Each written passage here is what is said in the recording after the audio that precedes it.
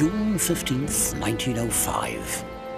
The most formidable battleship in Russia's Black Sea fleet, the Potemkin, is on a routine exercise testing her mighty guns.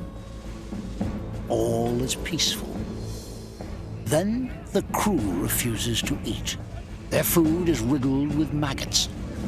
Out of this infestation comes the germ of mutiny, then a fever of revolution that consumes an entire nation and threatens to topple a monarchy that has reigned for 300 years.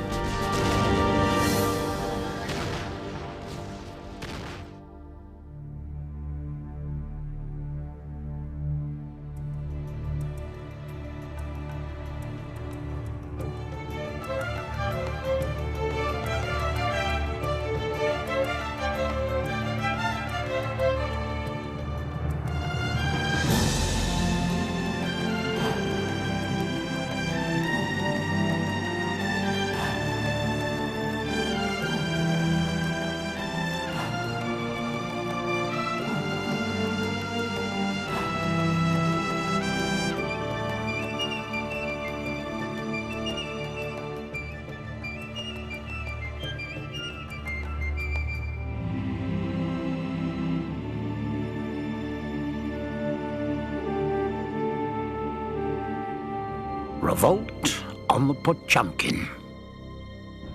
There is no tale of the sea more dramatic than one about a ship in revolt. The story of a crew risking death for freedom is what makes a mutiny so extraordinary. Even more compelling is the mutiny that inspires a revolution on land. It happened on the Battleship Potemkin. Russia, 1905. An empire in revolt. The tumultuous year began with thousands of striking laborers marching on the Winter Palace of Tsar Nicholas II in St. Petersburg. Government troops fired on the unarmed protesters, killing and wounding hundreds. The slaughter on this bloody Sunday gave birth to a revolutionary movement that swept through Russia. Russian society at the beginning of the 20th century was fraught with very serious discontent, major divisions among all of the elements of Russian society. This largely the result of two factors. One, ongoing industrial development, and two, the rise of an educated middle class, which found autocratic government incomprehensible. Completely outmoded and antediluvian. There were many revolutionaries who were seeking both to take advantage of and stir up discontent. The chief cause of the mounting unrest in 1905 was the unpopular Russo-Japanese War.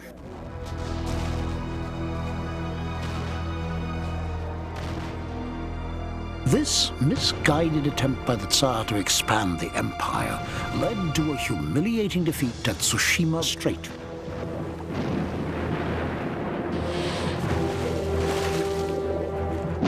There, Japanese Admiral Togo took advantage of the Russian Navy's faulty equipment and poor leadership and annihilated much of the fleet in just 4 hours.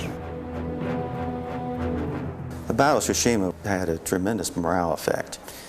There was some pride in the Russian Navy, of course, among the officers and the sailors, but that pride was pretty much destroyed by being beaten by the Japanese, and so badly. And there were rumors that the Black Sea Fleet was next to be sent to the Pacific, and that, of course, did not help matters at all. Discontent was already running high among the sailors of the Black Sea Fleet. Like workers throughout Russia, they demanded social change and organized secret revolutionary committees on every ship. These subversive groups spread word of a general mutiny to take place during summer maneuvers.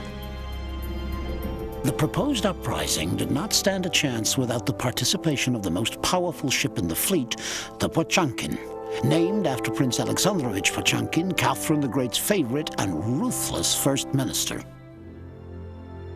Within the Black Sea fleet itself, the Potemkin was the newest ship, the most powerful, the fastest, the guns with the longest range. Therefore, within the waters of the Black Sea, it was the most formidable ship. Convincing the Potemkin's 600-man crew to participate in the insurrection was the responsibility of Afanasy Matsushenko, a 26-year-old working-class Ukrainian. To the officers, he was just a torpedo quartermaster. To the men, Matsushenko was the supreme commander of the ship's Revolutionary Committee. Afanasy Matsushenko was revolutionary by inclination. He was hot-headed, he was charismatic. His anger was directed against people that he considered oppressive, against the czarist authorities, against especially naval officers whom he detested, as did many other sailors in the Black Sea Fleet. Matsushenko believed that if he could incite the 600-man crew of the Potemkin to rebellion, then the success of the general mutiny was guaranteed. He would not have to wait long for his opportunity. On June 25th, the Potemkin was detached from fleet headquarters in Sevastopol and ordered to sail for Tundra Bay. There, she would test the linings of her mighty 12- and 6-inch guns before rejoining the fleet for summer maneuvers. To Matsushenko, the choppy seas and fresh wind whipping off Tundra Island on the 15th were harbingers of the trouble to come. To the Potemkin's captain, Eugene Golikov, the unfavorable conditions meant only that the test firings would have to be postponed by a day. Captain Golikov ordered Lieutenant Claude, commander of torpedo boat N267, the auxiliary vessel accompanying the Potemkin, to purchase provisions in Odessa, the nearest port. That evening, the N267 returned with sides of beef for the crew's staple of meat borscht. The next morning, the battleship's crew awoke to a pungent odor coming from the spar deck. The beef had spoiled and was crawling with maggots. Sailors angrily protested, as dramatized here in Sergei Eisenstein's silent film masterpiece, The Battleship Potemkin. Throw the stinking stuff overboard! Even the Japanese wouldn't feed us stuff like this. Get the doctor to look at it. Maggots were quite common in the Russian Navy, especially during the summer. They may have been more common in the summer of 1905. In the Black Sea, it was a little bit hotter than usual.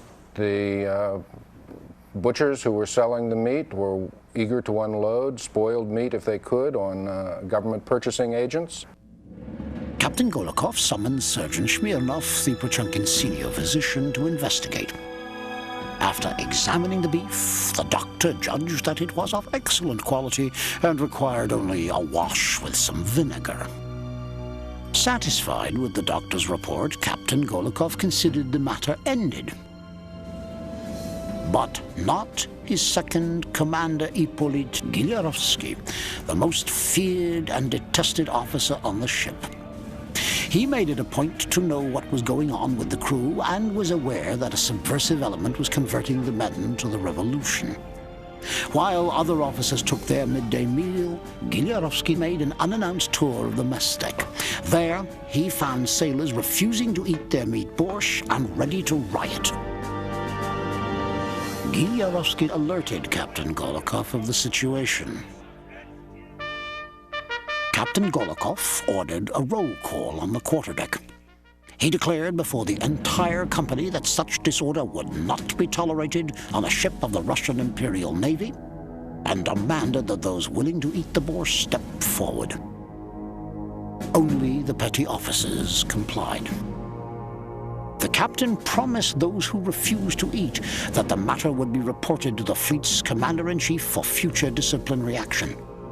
Golikov dismissed the men and returned to his cabin. Fearing the crew would become more hostile, Gilyarovsky ordered the men to reassemble and the guard to bring a tarpaulin. Under old Navy rules, a tarp was used to cover mutineers before they were shot. Gilyarovsky believed the mere sight of it would scare the men into submission. He repeated the captain's order that those willing to eat the boar step forward. Again, only the petty officers complied. Furious, Giliarovsky demanded that the ringleaders be rounded up. Guards grabbed men from the ranks.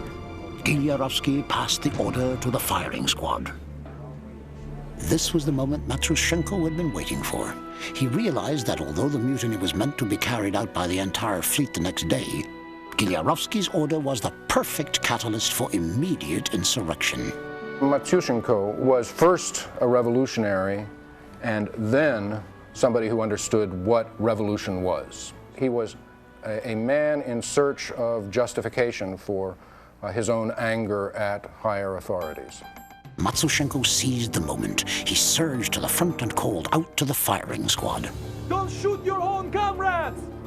You cannot kill your own shipmates! Don't fire, comrades!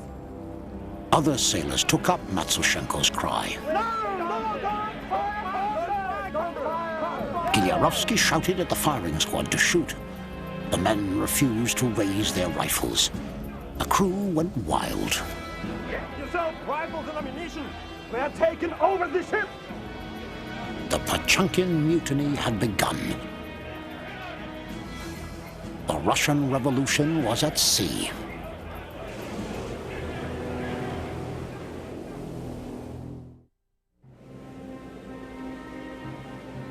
On June 15, 1905, the waters of the Black Sea erupted in violence. In an instant, one of the most imposing symbols of Tsarist might, the battleship Potemkin, became a flashpoint of rebellion. Armed with rifles seized from the ship's armory, mutineers, shouting death to tyrants, roamed the decks of the ship hunting officers to shoot. Among the rebels was Seaman Grigory Vakulinchuk. His target was Commander Giliarovsky, the officer who had given the order to execute the men who refused to eat the meat borscht. Vakulinchuk's shot missed. Giliarovsky returned fire with a gun he had grabbed from a reluctant member of the firing squad. Vakulinchuk fell wounded. Matroshenko, the leader of the rebellion, confronted Giliarovsky. The officer ordered the mutineer to drop his rifle. Declaring the ship belongs to us now, Matroshenko shot Giliarovsky dead, making the senior officer the first fatality of the insurrection. The enraged mutineers threw his body overboard. This was a decisive moment. The mutiny would not have occurred had Giliarovsky not pulled his gun. The mutiny would not have occurred had Matroshenko not taken the initiative and shot Giliarovsky. That was the decisive moment. Soon other officers ended up in the water, some falling from their bullet wounds, others jumping for survival. Under a hail of gunfire, they desperately swam for refuge on board torpedo boat N267, the Potemkin's auxiliary vessel. The officers were utterly stunned by what had just happened. Nothing like this had ever happened to them before. This kind of mutiny was inconceivable, both to the officers and also to many of the sailors, who, of course, had never done anything like this either, and were therefore themselves very confused about what they had done. In the chaos, some mutineers searched for the captain, others found Surgeon Smirnov in his cabin attempting to commit suicide. They dragged the doctor, bleeding from his self-inflicted knife and gunshot wounds, up on deck. Before throwing him overboard, vengeful sailors forced Smirnov to bite into the maggot-infested meat he had approved for their consumption. We're gonna blow up! The mutiny almost ended as suddenly and violently as it had begun, when sailors reported that officers were in the magazine fusing the ship's mines. Descending into the vessel, mutineers captured the men moments before they lit the explosives. One of the officers admitted that the captain had put them up to it, insisting it would be better to destroy the Potemkin than relinquish it to a mob. Moments later, Captain Golikov himself emerged from his hiding place, dressed only in his underclothes. probably in preparation for the swim that would have followed the narrowly averted destruction of the ship. Without his fancy uniform, Golikov was a pathetic sight. Matsushenko took pity on him. But a seaman who had recently been demoted by the captain reminded his comrades that if Golikov lived, he would make sure they were all executed. Better to finish him off now. With Captain Golikov's execution, the Potemkin became the first ship in what rebel leader Matsushenko proclaimed the Free Russian Navy. Meanwhile, torpedo boat N267, with all the Potemkin's surviving officers on board, attempted to escape, steaming away towards fleet headquarters in Sevastopol. Matsushenko ordered gunners to fire on the boat. A shot struck the N267. The torpedo boat instantly stopped. The Free Russian Navy had acquired its second vessel. The Potemkin mutiny was over. What no foreign power could do, a gang of mutineers had accomplished in a half hour. They had brought down one of the mightiest battleships in the Tsar's navy. 7 officers were killed, many more had been wounded. The mutineers suffered one fatality, Seaman Vakulinchuk. Before he died, his comrades vowed to make him a martyr to the revolution.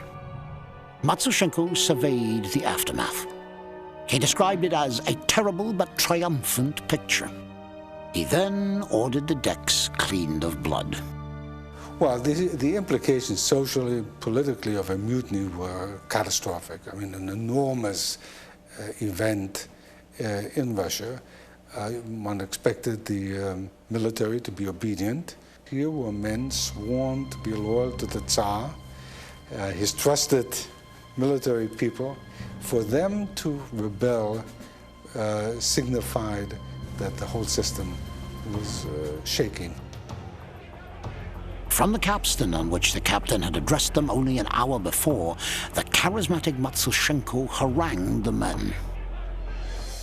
All of Russia is waiting to rise up and throw off the chains of slavery. The great day is near, and it is on this ship that the revolution has started.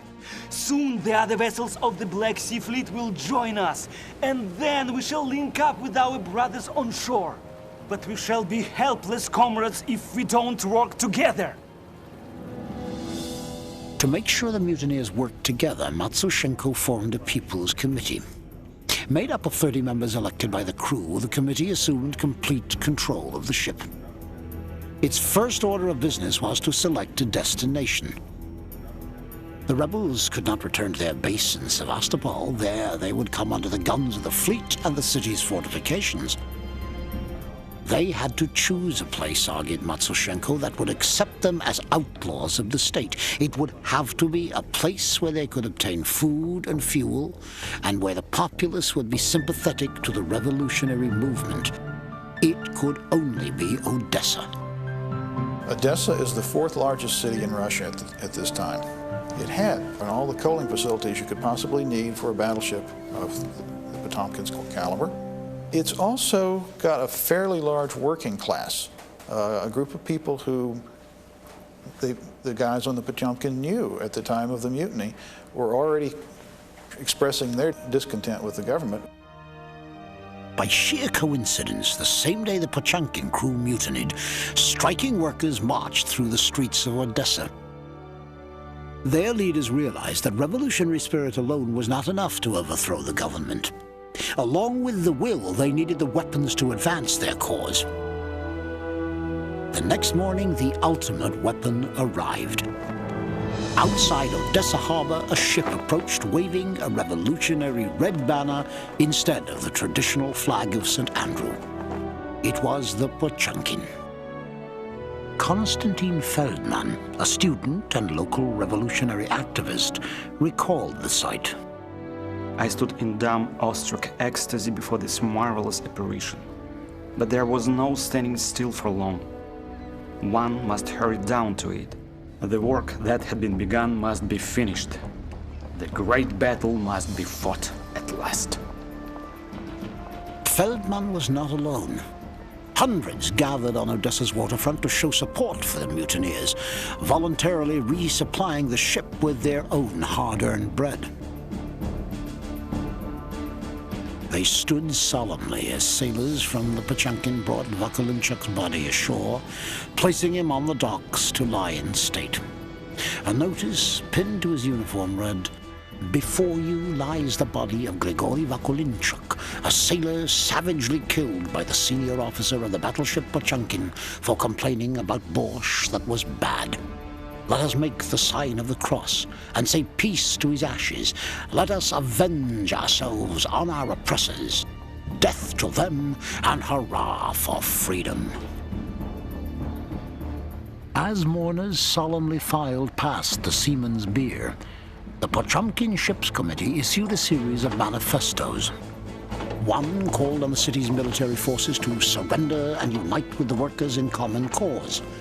Another boasted that the mutineers will free the people of Odessa and all of Russia. One ultimatum threatened Odessa city officials. "If resistance is offered to us," it thundered, "then we will bombard the city with our guns." City officials offered no immediate resistance, but Nicholas II did. Receiving news of the mutiny at his palace in St. Petersburg, the Tsar responded swiftly and unequivocally. He declared war on the Potemkin.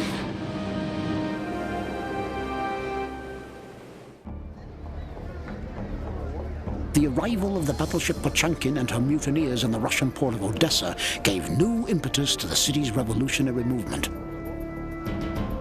Striking workers rallied at the waterfront bier of the martyred seaman Vakulinchuk to voice their demands. One speaker proclaimed, "Comrades, there are thousands of us here. None of us will stand for the slavery and oppression of the government any longer. Sailors, workers, leave your ship and your benches, and let's march into town together. With the protection of Potemkin guns, we can win our freedom." City officials responded with alarm. The mayor of Odessa went to St. Petersburg personally to inform government representatives of the crisis. Left in charge was General Korkanov, Odessa's military chief. He faced a unique situation. While other cities had put down rallies and marches of striking workers, none had had the guns of Russia's most potent weapon aimed at point-blank range at them. Vowing not to be intimidated, Korkanov was poised to assert his authority. When rebellious crowds surged onto the city landmark Richelieu steps, Korkanov took action. He called out the Cossacks, an elite force of cavalry troops fiercely loyal to the Tsar, to quell the disturbance.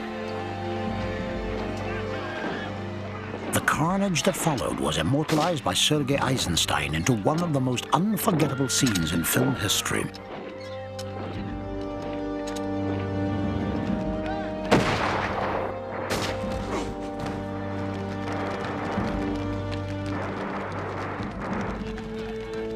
The massacre on the Richelieu steps compelled Konstantin Feldman and other local activists to seek an alliance with the Potemkin's crew.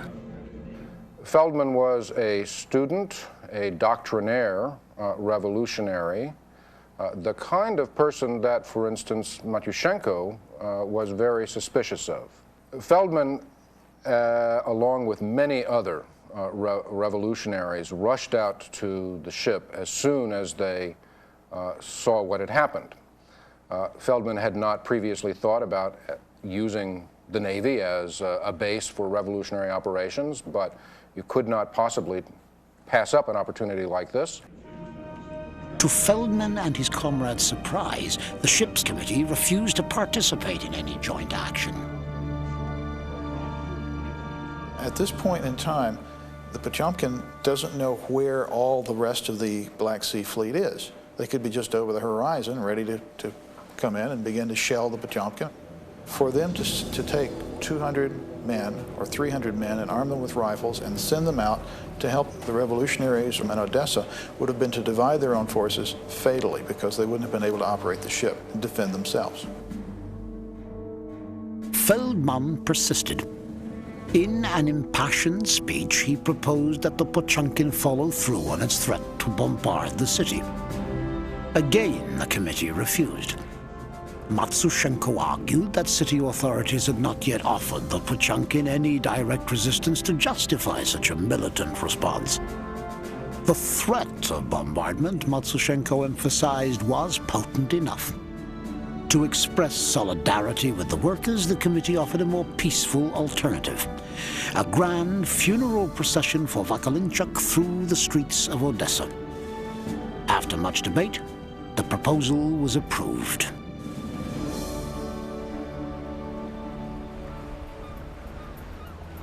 In the city, General Kokhanov remained vigilant, concerned about Potemkin's potential to incite further civil disobedience. There was the danger that revolution would spread from the harbor into the rest of the city because of the revolutionary disturbances that had been going on for some time. The danger that the Potemkin might trigger an even more powerful explosion was quite real. In the late afternoon on June 15th, looting began to break out in the port area. Fires began to break out. There was a panic in the port area. That night, General Kokhanov, determined to regain control of the city, ordered his troops to crack down on the striking protesters. It was the bloodiest night of the 1905 revolution. By dawn, the city was the scene of devastating carnage. The streets were in ruins and covered with thousands of dead bodies. Kokhanov had regained control of the city. Cruel as it was, Kokhanov's method of dealing with the Odessa consequences of the Potemkin mutiny were quite effective. The slaughter was so horrendous that all revolutionary activity temporarily abated. The kinds of potshots that civilians had been taking at troops and at police in previous days just stopped. People were appalled, and they, of course, were frightened of a repetition. In the midst of the upheaval, the Potemkin People's Committee asked permission from Kokhanov to hold their funeral for Vakolinchuk. The Potemkin threatened to bombard Odessa if this command were not respected. Kokhanov gave in. He decided that this was a reasonable thing to do given the circumstances. In spite of his crackdown on demonstrations of any kind, the general personally assured Matsushenko that his troops would not interfere with the procession.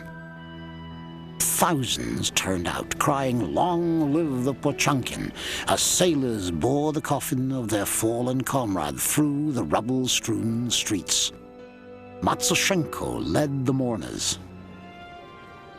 I have never seen such a solemn sight as the funeral of our dear comrade, or so many genuine tears as were shed over the body of the sailor. The procession made its way to Odessa's military cemetery, where Vakolinchuk's body was laid to rest. Without warning, Kokhanov's forces suddenly opened fire on the mourners. Those that did not fall fled in panic. 3 sailors failed to make it back to the ship. No one ever knew what happened to them. It's not clear at all why the firing began. It's quite possible that the soldiers came to believe, for whatever reason, that they were themselves in some way being threatened, and then responded by shooting at anybody that they thought threatened them. General Kokhanov had broken his promise. It was time for the Potemkin mutineers to make their stand. After conducting a fiery meeting, they made a bold decision. The Potemkin would bombard Odessa with her guns.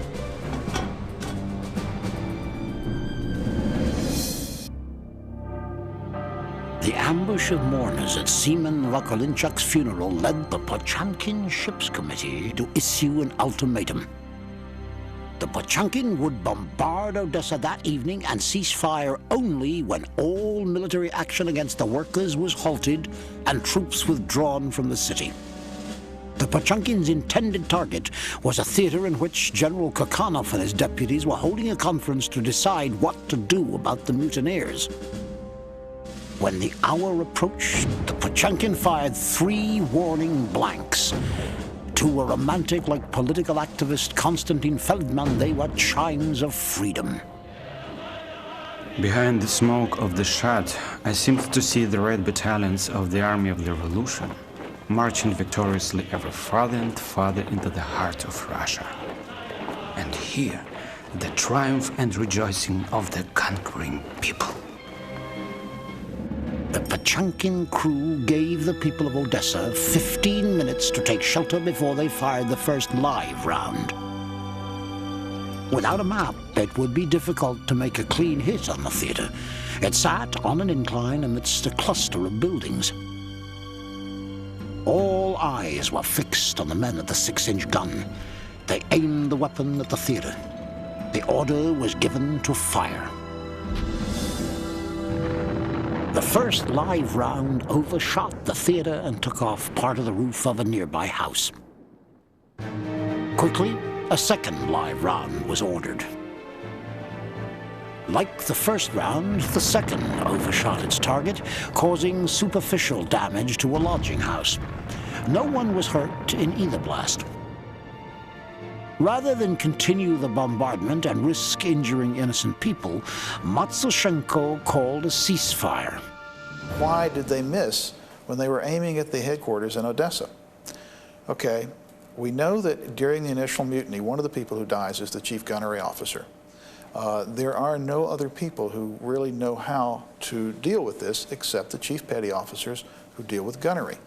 Chief petty officers are not people who really are that sympathetic to the rank and file in the Navy. They're guys who are in for the long haul. They're, in effect, officers of a non-commissioned nature. So they go along with the mutineers, but when they're asked to deliberately do something that's going to jeopardize their position in the long run, they sabotage it. Very probably the guy who directed the fire of a 6-inch gun deliberately missed, or at least set the coordinates enough so that he knew he wasn't going to hit what he aimed at. I think there's something of a problem in firing at Mother Russia.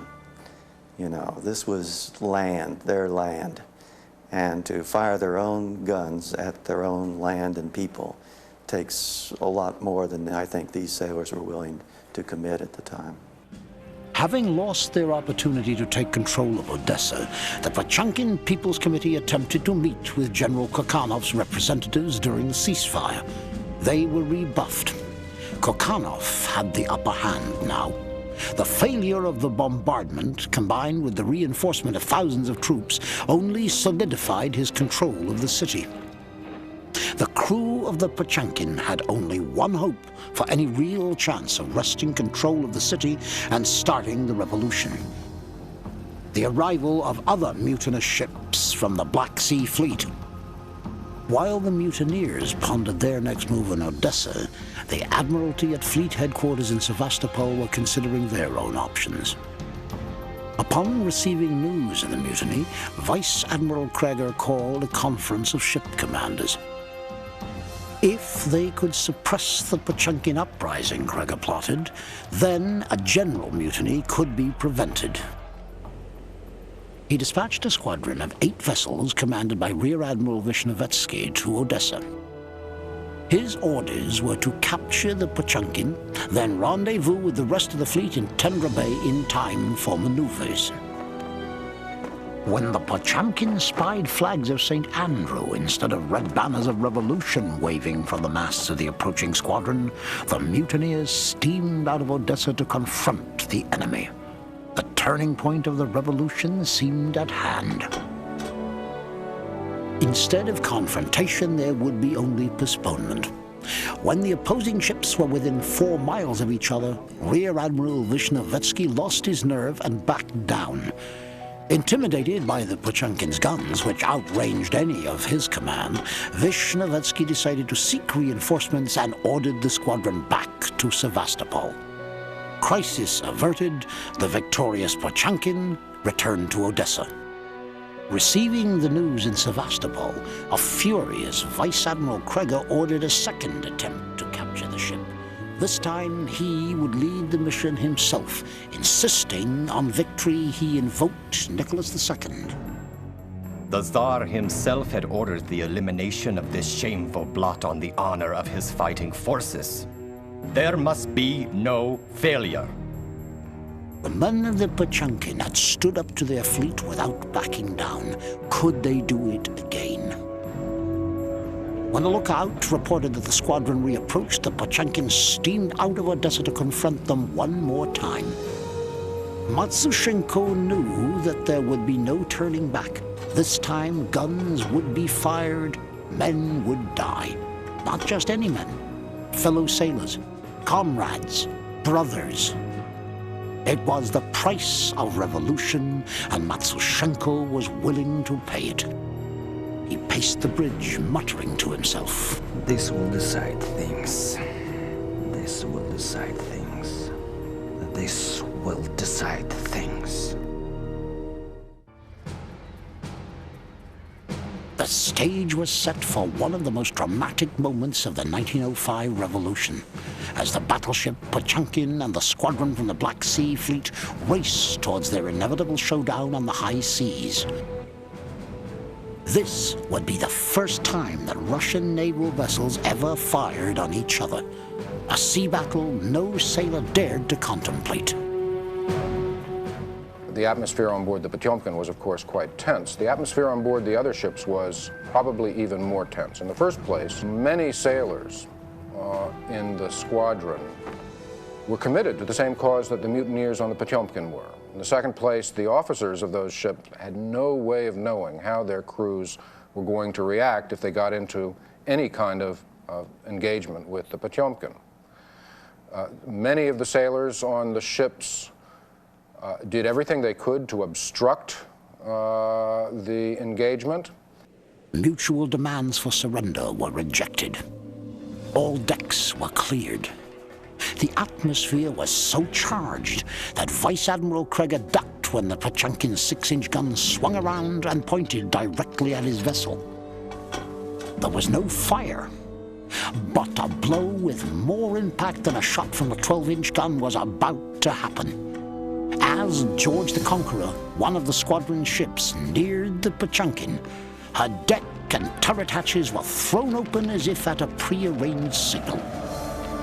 Hundreds of the George's crew poured onto her deck shouting, "Hurrah for the Potemkin!" Matsushenko was ecstatic. This was the moment we had been waiting for. It was the beginning of the revolution. The Tsar's puppets had ordered us a welcome of shellfire. Instead, there were cheers. Uncertain of the loyalty of the other crews and wanting to avoid a general mutiny on the high seas, Krieger ordered the rest of the squadron back to Sevastopol. The engagement was over. The Potemkin and George the Conqueror steamed proudly into Odessa.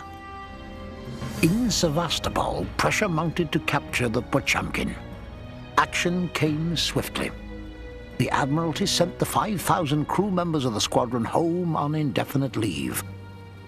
The Black Sea Fleet effectively ceased to exist. In its place, a self-named suicide squad of 40 loyal officers set out in a destroyer vowing to bring in the rogue battleship. On the decks of the Potemkin, the real threat was not an external force, but rather internal division. No sooner had George the Conqueror joined the Potemkin than dissension broke out in her ranks. Factions loyal to the Tsar asserted themselves and regained control of the ship. Within hours, the George surrendered to Odessa authorities. Immediately after the crew undid the mutiny, turned the ship back over to the officers, the sailors on the Potemkin panicked. Even Matsushenko panicked, and he was usually the last to do so. Without the cooperation of the George and the other ships in the fleet, the Potemkin could not launch a successful attack on Odessa and begin the revolution in earnest. Time was running out, and so were provisions and options. The Potemkin Ships Committee had to decide on a course of action quickly. They really had no choice at that point. They knew that if they were captured by the Russians, there'd be a very quick trial and they'd be shot. The Tsar had made it clear that he would crush them. So I think they had no choice but to leave and to get out as quickly as possible. The Potemkin mutineers made their most agonizing decision. They would leave their homeland and surrender to Romania, the nearest nation that they believed would grant them political asylum. The Potemkin left Odessa with a new passenger on board, Konstantin Feldman, the student revolutionary. For Feldman, the decision to stay on the Potemkin was one that didn't even have to be made. Of course he was going to stay on the Potemkin. This was where the revolutionary action was. Any revolutionary would have wanted to be there. He had some hope of providing coordination between the sailors on the Potemkin and revolutionaries on shore. And the sailors themselves hoped that somebody like Feldman would be able to get in touch with revolutionaries on shore if they should ever need to seek their cooperation. It was a sad, bittersweet voyage. The mutineers, once full of revolutionary spirit, were deflated by disappointment, exhaustion, and hunger. Tangible acceptance of their fate came when mutineers cast their red flag overboard. Matsushenko recalled the event. Only the Black Sea witnessed our broken hearts and our tears. Nearly 2 weeks after the mutiny erupted, and before the suicide squad could catch her, the Potemkin arrived in the Romanian port of Constanța. In exchange for the ship, the mutineers were offered the option of Romanian citizenship and the promise of a free life there for as long as they wished. 16 officers declined, claiming they had been forced at gunpoint to remain aboard the Potemkin. They were allowed to leave for Sevastopol. Some die-hard mutineers, in their last rebellious act, attempted secretly to scuttle the ship. They were discovered by the Tsarists. One mutineer was killed in the ensuing struggle. The Tsar had a different fate in mind for what he had denounced as this shameful blot. He ordered the Navy to salvage the Potemkin and tow her back to Russia. Once in port, he renamed her Low Peasant as a mark of disgrace. Several years later, with World War I raging, Russia's new provisional government renamed the ship Fighter for Freedom to help raise the crew's morale. After uneventful war service, the ship, once known as the Potemkin, was sunk by her officers in Sevastopol in April 1919. The fates of the mutineers varied. The few that were captured by or surrendered to Russian authorities were either executed or sent to prison for as many as 20 years. Among them was Konstantin Feldman, who escaped from jail while awaiting trial and safely crossed the Austrian border. The vast majority stayed in Romania. They were given jobs in shipyards and factories. Many married and raised families.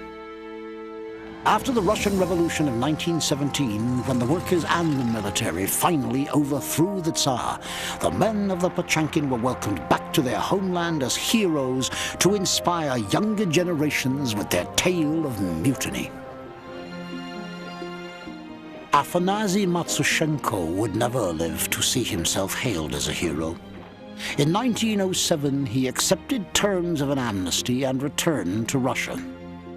Apparently, Matsushenko, who spent some time in Romania and then went to Paris, just never fit in abroad. He wanted to be a Russian. So he went home to be a Russian, and I can't imagine that the guy wouldn't have at least considered the possibility that what did finally happen would happen to him. At the border, he was taken into custody and later hanged as a traitor.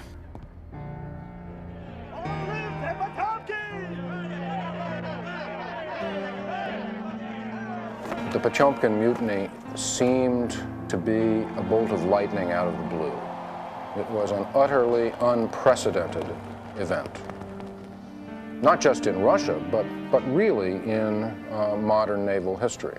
It shaped the way Russia's revolutionaries thought about the armed forces after that. They began to think of the armed forces as a potential recruiting ground for revolutionaries, individuals, and for entire units. If there is a moral to the Potemkin mutiny, it is that men who are facing what they consider an impossible situation will find ways to get around that situation. It's basically man's triumph over oppression, misplaced authority, and basic ignorance. Though mutinies are inevitably doomed, the sea will always play host to such revolts. They compel us because the passions from which mutinies arise lie within all men. For like a troubled ship on uncertain waters, so too the human soul endeavors against the tide to be free.